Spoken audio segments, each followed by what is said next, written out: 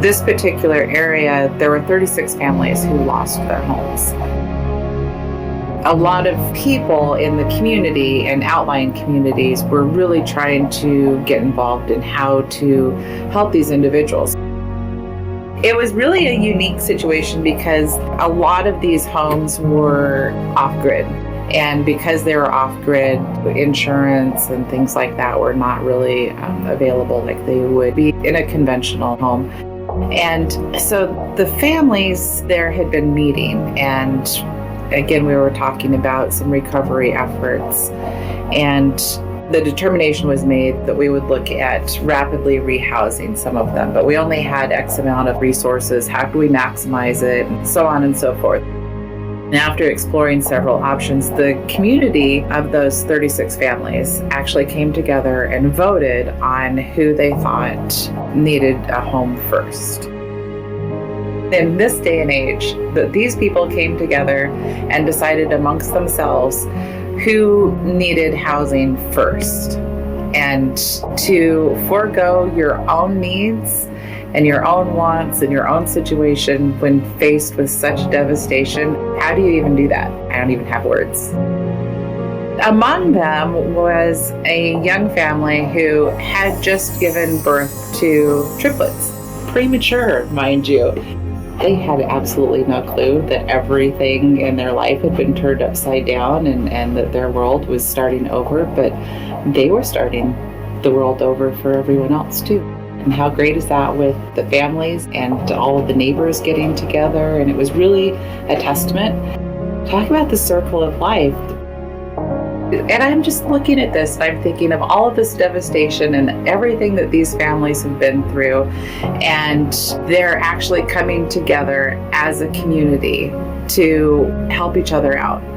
Incidentally, one of the families that they had decided they wanted to get a cabin to get them through the winter was the only family that had a working well. And apparently that family had been sharing their water with the other residents on that mountain. So it was just really interesting to see the way it all kind of unfolded and how everyone has come together. And it really just kind of had a domino effect, and the people that were getting involved and people who were donating.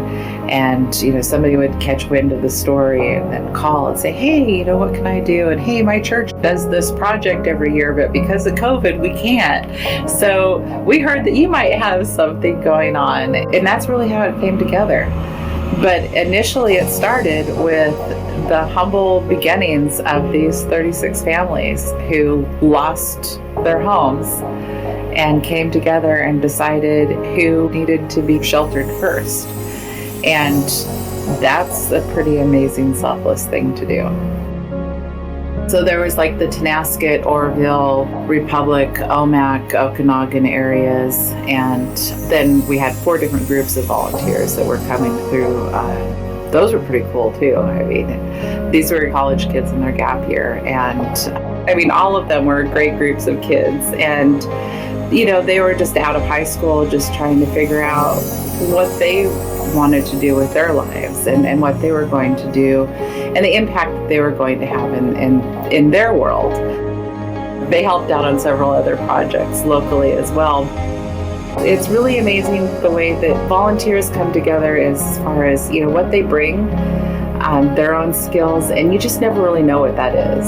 And the longer that they're with you, and the more that they share, the more they share their stories and their livelihood, and the more they enrich yours. So I think that service work inherently just opens yourself up to new opportunities that you didn't see in yourself. Like me, for example, I don't have a whole ton of common sense or stuff like this, but I'm learning those basic skills I need for my life. But more importantly, I'm helping families like the ones we just met. The dad, when he talked to us earlier, who really explained to us how meaningful something like cutting a slab is, that can seem minuscule, but it's so important for families who have been affected in fundamental ways by things like fires that they can't control. So absolutely. So there was a church that every year they get together and they do a mission project somewhere. And it had been in Haiti for a long time. But due to civil unrest and COVID and everything else, they were unable to do anything this year. So they discussed this particular project and they asked if they could take that on and adopt a family. And they ended up adopting one of the families there. It was for a single mother and child, and they built a cabin there for them so that as they're rebuilding and stuff like that, they would get through the winter. What an amazing view that this particular story had given me, and the insight that it had given me on the message of what community really is and what loving your neighbor is. How everything we do and everything we touch matters. And, if you can do good, do good. Be that change. I really looked at this project kind of like a puzzle. When you're putting a puzzle together, the first thing you do is you get all the edge pieces. So you see the edges and you kind of know where your boundaries are and what you need to do. And then you start filling in all the pieces that really put the picture together and make it come to life. And this project did that. And that's really what we do through volunteers. And that's what every volunteer does, whether they realize it or not. They're a piece of that puzzle that brings life to the picture.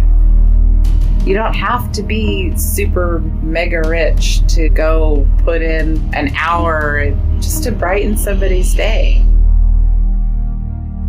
Everybody has kind of their own set way of doing things. We have lots of different people in all of their walks of life and different personalities. Like Millard Fuller, who is our founding father. One of his books was The Theology of the Hammer. And I absolutely love The Theology of the Hammer. And basically, broken down, because he really goes into it quite eloquently, it states that regardless of where we come from and our walks in life, and whether we agree, because we can agree to disagree on so many things, especially in this current age, but regardless of everything else, that we can agree that when we come together with a hammer in our hand, that we're all working towards the same goal. And that's pretty awesome to have just that mindset. And, regardless of your philosophical differences or economical differences, all of those things that make us who we are, by volunteering, you're agreeing that we can put those differences aside for the same goal. And that's the key to volunteerism. I believe that we should all be watching out for each other no matter what. And I always noticed that whenever there was a disaster, people would come together. And my goal is just to get people to really start to pay attention to each other and help each other. And, those who have more can help those who don't. Okanagan Highlands Fire Watch. My goal is to eventually cover all of Washington State. I mean, we're covering 8 counties as it is. I want to just keep doing what we're doing and helping people. We can make it a great thing. I was working with the VHSs and organizing stuff, and then I got put in charge of a craft department. Yeah, they're very good people to work with. Yes. But volunteering definitely helps me with the thing that fills me up with, which is the Tri-County Fellowship Project, which is like a disability club for, so you can get social interactions for people like me. I'm a junior in high school. I mostly work in clothing. Today I'm doing Easter stuff. Just looking for something good to do, something good to give back. So I think that's probably the main reason why we're all here. Yeah. I've always enjoyed helping people. I was always able to do it growing up. I like helping people. And to me, that's the reward is seeing people get served. Is the volunteers that get the stuff that comes in from the donations that comes in boxes like this into categories boxed so that if we need books or if we need that sort of HVA or something like that, they have it at available. It's by the grace of them that they're able to do it that easily. And we have volunteers that have amazing skill sets that you don't even think about. We're saving an old tube radio in this electronics area because we have one gentleman, he's been working with tube radio technology for a while, and so he'll actually rebuild this radio for us and get it functioning. That sort of skill is not something you can expect to find when you're putting out applications for a cashier. Some of our volunteers are really heavily into educating the kids, and so we're like trying to put on classes teaching them basic electrical or like small engine repair or a big shelf spool UAC or something, so that they can not only volunteer in service to our store, but they can feel like they're volunteering in service to the community, to the next generation. And that's what makes, you and Allie and other volunteers so great and such an intricate part of our mission and what we do. And it reminds me again of my grandpa. He had had a stroke and it was pretty debilitating. And we were kind of, working through some of the things that he was faced with and some of those challenges. And he was just really, really adamant about volunteering at the senior center. And it was such a struggle for him to do. He had a hard time getting around. He couldn't drive himself anymore. All of these challenges that he had to overcome just to go volunteer at the senior center. I said, well, Grandpa, why don't you find something else to do? There's other things that you can do. And he said, I need to give back. It is my civil duty to give back. As a person in this community and as a human being, it is my civil duty to give back. Because when you can't give back, that's when you die. Just his testament to humanity, having been in the war and all the things that life costs us. To have that opportunity to give back and to kind of balance that out. It's really about tapping into your life force and finding where it is that you can participate and where you can be most effective. So Jim Kolstad, he was one of our founding volunteers, he and his wife, and she had since passed on. And she was very passionate about Habitat and what it was that we did. So it was his life work to volunteer to honor her memory. And he was here as much as he physically could be here. It was challenging for him to still volunteer, but he wanted to honor his wife. And that in itself is a love story. But to be blessed with having that shared with you in a living tribute every day, you can't help but have that wear off on you a little bit. And he was here with us for years. And when he passed, it was bittersweet. It really was. He gave us a lot. It's interesting to see our elderly population really wanting to give back and just kind of their ideals and their thoughts on volunteerism and what that means. There was some groups of students that would come on their spring break. They would come and volunteer for us. They had absolutely no idea what goes into a home. They had no idea about the insulation and the framing and the nails and the labor and everything that goes into building the wall that will support the wiring, that will support the light switch, and how that all comes together.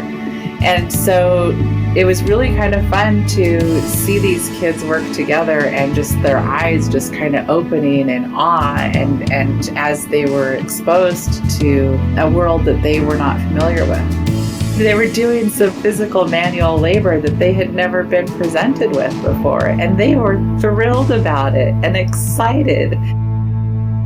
There's a lot that gets done out there under the radar that people just don't realize how they magically get done. And it's because of volunteers. And it's because people give back. They find it within themselves to contribute to society. And cost savings. When you're looking at large projects, for example, for a building project, we track cost savings for some volunteers for 2 months. That equated to almost 2,000 hours of volunteers, which equated to, at that time, a $45,000 cost savings to the project. So if you think that you don't have an impact, or you think that it doesn't matter, that what you do isn't really making a difference, it does. It really does. Volunteering isn't always giving of your time. In this project, the Mountain of the 36 Families, we had a lot of people that were volunteering product, which is huge, because what a huge cost savings that is. And when you think of volunteering, a lot of times I don't think you think of volunteering your items. I mean, somebody volunteered a warehouse there to store items in. You know, there was a small sawmill there that was volunteering some cants and larger material to help in the recovery efforts. Vaughan's here volunteered some of their product to help go towards building these cabins for these families, and that's huge. Without those, we had another company who volunteered some windows. Those are the key pieces that go around the outside. Those are the things that help us do what we can do, and they're pretty darn important. Without them, yeah, you know, we might have got there, but without those companies and those individuals stepping up to volunteer their wares, we wouldn't have had the funding available to make the rest of it happen. That's pretty huge. There was somebody that had a fifth wheel, and somebody else was donated a smaller camper, and they said, oh, well, you know, I don't really need all of that space. Why don't we trade, and you can have the fifth wheel and I'll take the camper. They saw this other family as having a greater need, and why don't we just trade? You don't see that today. I guess I think of volunteering as planting seeds. You're planting seeds for others to water and grow and tend to once we're gone. The different reasons that people volunteer and the motivations, we don't really understand. We don't have to understand, I guess. We're all doing our part. We're all being that change. And if you want to change the world, the fastest way to do it is volunteer.